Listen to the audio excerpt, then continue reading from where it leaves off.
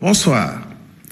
Le président de la République, M. Bassirou Diomaye Diakhar Faye, adresse ses vœux les plus chaleureux à la communauté musulmane à l'occasion de la fête de Korité, marquant la fin du Ramadan. Ce 2 avril 2025 marque la première année d'exercice du pouvoir. Le chef de l'État salue ainsi le travail de qualité accompli par le Premier ministre Ousmane Sonko et son gouvernement dans tous les secteurs de la vie socio-économique, incluant la maîtrise des coûts des denrées de consommation régulières. À titre illustratif, le prix du kilogramme du riz est passé de 450 francs CFA à 350 francs CFA, soit 5 000 francs de pouvoir d'achat supplémentaire rendu aux consommateurs sur le sac de 50 kg. L'amorce de la deuxième année de gestion du pouvoir doit favoriser le déploiement accéléré des réformes, projets et programmes dans tous les ministères, avec un focus sur la souveraineté alimentaire à travers la préparation de la campagne agricole 2025 et révision de la loi agro-sylvo-pastorale, sur les services sociaux de base, notamment l'accès à l'eau, à l'électricité et à la couverture sanitaire universelle. Sur l'éducation, pour un bon déroulement des examens et concours. Et enfin, sur l'emploi des jeunes à travers la finalisation du pacte de stabilité sociale et la tenue d'une conférence sociale en avril. Le président de la République insiste sur l'assainissement des finances publiques et sur la restructuration du système économique et financier afin de renforcer la crédibilité du Sénégal. La fête nationale du 4 avril 2025 honorera nos forces de défense et de sécurité ainsi que la jeunesse sénégalaise.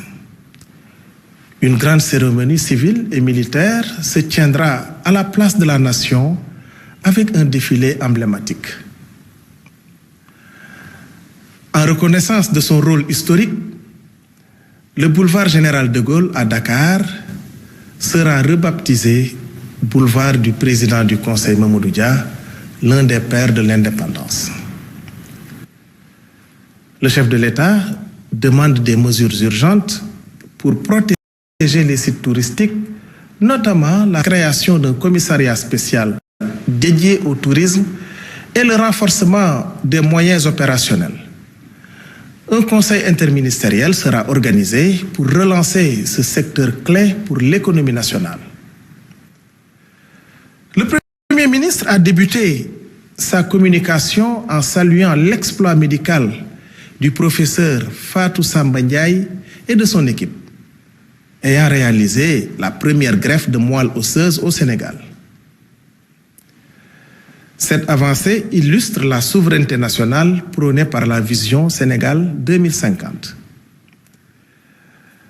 Sur le point relatif au loyer et face aux tensions persistantes dans ce sous-secteur, malgré la réglementation en vigueur depuis 2014, le Premier ministre a appelé à une analyse approfondie des dysfonctionnements.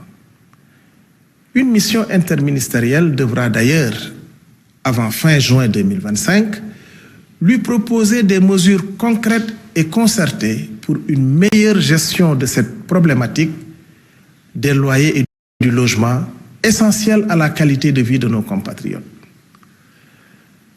Soucieux d'une gouvernance publique de qualité et du contrôle interne dans les administrations, le Premier ministre veut rendre plus opérantes les inspections internes des ministères via un plan d'action pertinent d'ici fin 2025.